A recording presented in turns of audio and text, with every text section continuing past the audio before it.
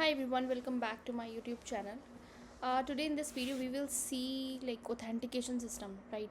How it's work. So this video will be in Hindi and आज हम authentication system के बारे में बात करेंगे basically. तो authentication system क्या है and ये कैसे work करता है, right? So first and foremost we have we use Express. This is a backend file basically. I've created this authentication system folder, okay, and also I've created this server.js file. ये server.js file जो होती है वो एक main file होती है, right. और इसके अंदर जो होता है हम एक्सप्रेस को रिक्वायर करते हैं. क्यों एक्सप्रेस क्यों यूज़ करते हैं? एक्सप्रेस इसलिए यूज़ करते हैं जिससे कि हम अपने राउट्स को डिफ़ाइन कर सकें, राइट. एंड पॉइंट्स को बना सकें. व्हाट इज़ एंड पॉइंट्स हम आगे देखेंगे वीडियो में क्या होते हैं एंड पॉइंट्स. तो express const express equals to require express हमने किया, ठीक है. एंड मॉर्गन का यूज़ कर रहे हैं. मॉर्गन जो है वो इसलिए यूज़ करते हैं जिससे कि हमें डीबगिंग में हेल्प हो जाए. डीबगिंग में मतलब हमें पता चल सके कि कौन सी एपीआई हिट हुई है, मींस पोस्ट एपीआई हिट हुई है, गेट एपीआई हिट हुई है. तो उसके लिए हम मॉर्गन का यूज़ करते हैं, है ना. कुकी पार्सर का भी यूज़ करते हैं, वो हम टोकन्स के लिए यूज़ करते हैं.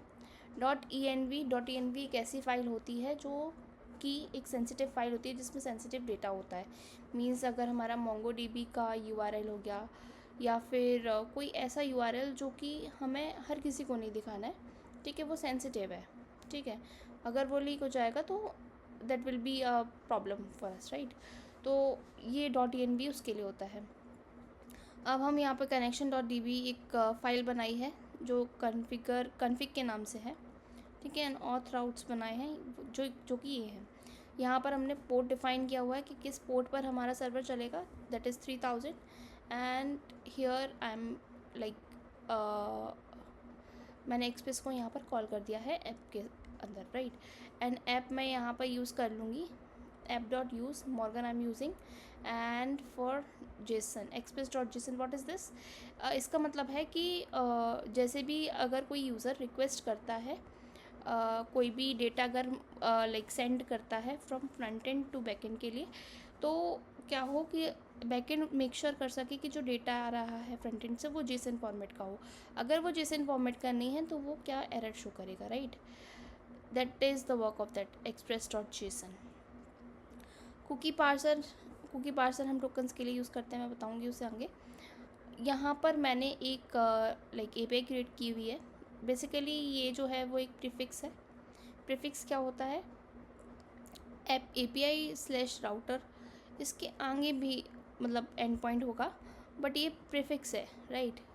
ये हमने ऐसे ही ऐड ऑन किया हुआ है, ठीक है. app.use/API/राउटर, ओके. एंड राउट हमने ऐसे ही डिफ़ाइन कर दिया है अभी से. तो और अगर मैं इस पर कमांड क्लिक करूँगी तो मैं इस वाली फाइल पे चली जाऊँगी ऑथ राउट्स पे, ठीक है.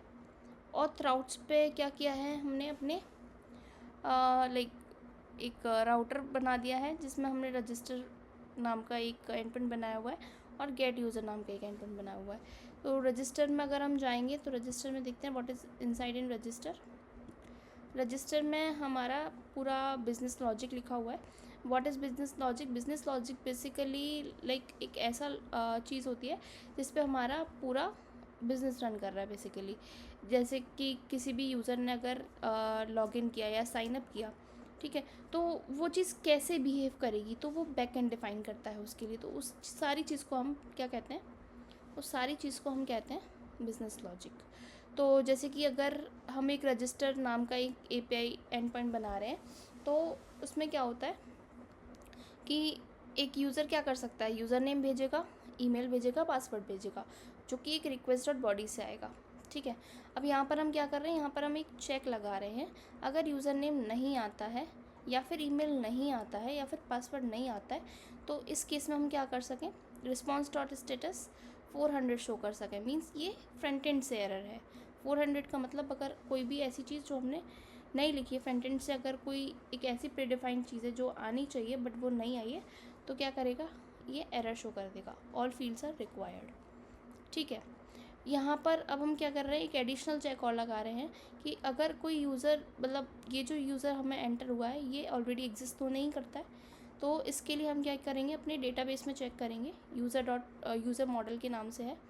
यहाँ पर हम फाइंड करेंगे कि ये जो यूज़र नेम हमें मिला और जो ईमेल मिला है, क्या वो एग्जिस्ट तो नहीं करता है। अगर करता है, इज़ ऑलरेडी एग्जिस्ट, तो user name is already register.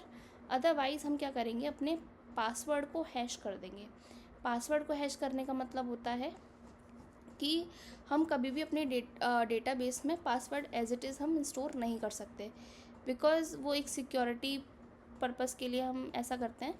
अगर हम ऐसा करेंगे कि अगर हम उसे स्टोर एज इट इज़ कर लेंगे, तो बाई चांस अगर इन फ्यूचर अगर कभी हमारा डेटाबेस लीक हो गया या कोई भी ऐसा डेटा है जो सेंसिटिव है और वो लीक हो गया, तो हमारा पूरा क्या बोलते हैं, सर्वर क्या हो जाएगा, हाँ, एक तरीके से मतलब हमारा जो डेटाबेस है वो एक तरीके से सारी इन्फॉर्मेशन हमारी लीक हो जाएगी, है ना। और उसमें पासवर्ड भी होता है, तो पासवर्ड अगर लीक हो गया तो सारी इन्फॉर्मेशन हमारे यूज़र्स की जो है वो चली जाएगी हैकर्स के पास, जो कि नहीं जानी चाहिए, राइट।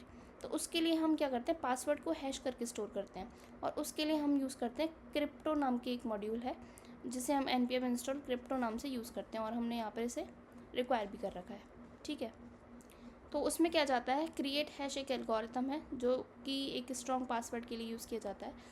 इसमें हम अपना एग्जिस्टिंग पासवर्ड देंगे जो हमारे यूज़र ने डाला हुआ है, और यहाँ पर डाइजेस्ट हेक्स नाम से एक एज एन एल्गोरिथम हम यूज़ करते हैं। तो एक हेक्स नाम से लाइक उसे वो स्ट्रॉन्ग पासवर्ड जनरेट करने में हेल्प करता है, ठीक है। अब क्या करेंगे, हम एक न्यू यूज़र क्रिएट कर देंगे। हमारा पासवर्ड हैश हो चुका है, अब हम क्या करेंगे, नया यूज़र बना देंगे जो कि डेटाबेस में स्टोर हो जाएगा जाकर। तो यूज़र मॉडल डॉट क्रिएट हम करेंगे, और उसमें यूज़र नेम डालेंगे, ईमेल भी डालेंगे, और पासवर्ड वो डालेंगे जो हैश किया हुआ है, ठीक है। अब क्या करेंगे, इसके बाद हम टोकन जनरेट करेंगे, ठीक है। टोकन जनरेट करता है, ये चीज़ एक प्रोसेस है, like whenever we register any user, जब भी हम कभी भी एक ऐसे यूज़र को रजिस्टर करते हैं जो पहले से एग्जिस्टिंग नहीं है, तो सर लाइक बैकएंड वो डेटाबेस क्या करता है, एक टोकन जनरेट करता है। जो टोकन जनरेट होता है उसको हम क्या करते हैं, एज एन ऑथेंटिकेशन यूज़ कर लेते हैं। मीन्स उसे हम फ्रंट एंड पे भेज देते हैं, और जब भी कभी फ्रंट एंड से कोई भी किसी भी रिसोर्स को एक्सेस करने के लिए अगर रिक्वेस्ट आएगी, तो वो टोकन भी फ्रंट एंड से हमारे पास आएगा, ठीक है। तो ये प्रोसेस होता है, इसलिए टोकन जनरेट किया जाता है। आई होप आपको समझ में आया होगा टोकन क्यों जनरेट करते हैं। तो टोकन के लिए हम यूज़ करते हैं const token is equals to JWT.sign। JWT क्यों, क्योंकि हम एक जेसन वेब टोकन नाम का लाइक मॉड्यूल यूज़ करते हैं to activate this JSON web token, right. तो इसको हमने JWT नाम के एक वेरिएबल में स्टोर कर लिया है, और हम क्या करेंगे फिर JWT.sign का यूज़ करेंगे। इसके अंदर क्या आएगी, हमारी ID आएगी, ठीक है, जो न्यू यूज़र डॉट ID से जनरेट होगी, ठीक है, जो कि हम डेटाबेस में से नई ID जनरेट होकर मिलेगी, ठीक है। और उसके साथ हमें एक JWT सीक्रेट मिलेगा। JWT सीक्रेट एक ऐसा सीक्रेट होता है जो हम ENV फाइल में रखते हैं, और ये JWTsecret.com से या किसी और ऐसी वेबसाइट से जनरेट कर लिया जाता है, ठीक है। और इसके बाद हम एक्सपायर इनका यूज़ करते हैं कि हमारा जो टोकन है वो कितने टाइम में एक्सपायर हो जाएगा, ठीक है। मैक्सिमम हम 1 डे रखते हैं इस टोकन के लिए, ठीक है। तो ये बेसिक फंडा है अभी तक का। टोकन क्यों जनरेट करते हैं, user whenever we like register or sign up with any user, so we generate tokens। so अगर हमें कोई और एडिशनल रिसोर्सेज को एक्सेस करना है, तो इसकी हेल्प से, टोकन की हेल्प से हम उन्हें एक्सेस कर सकें, ठीक है। अगर कोई लाइक प्रोटेक्टेड राउट है, मतलब प्रोटेक्टेड राउट का मतलब होता है कि एक ऐसा राउट जो हमें हर किसी को यूज़ नहीं करने देना है, मतलब एक एडमिन को यूज़ करने देना है, तो उसके लिए हम क्या करते हैं, टोकन जनरेट करते हैं कि अगर ये टोकन हमारा एडमिन से आया है तो ये वैलिड है, अगर यूज़र से आया है तो इनवैलिड है, ठीक है। तो ये यूज़ केस है बेसिकली टोकन का, ठीक है। आई होप आपको ये वीडियो पसंद आया होगा।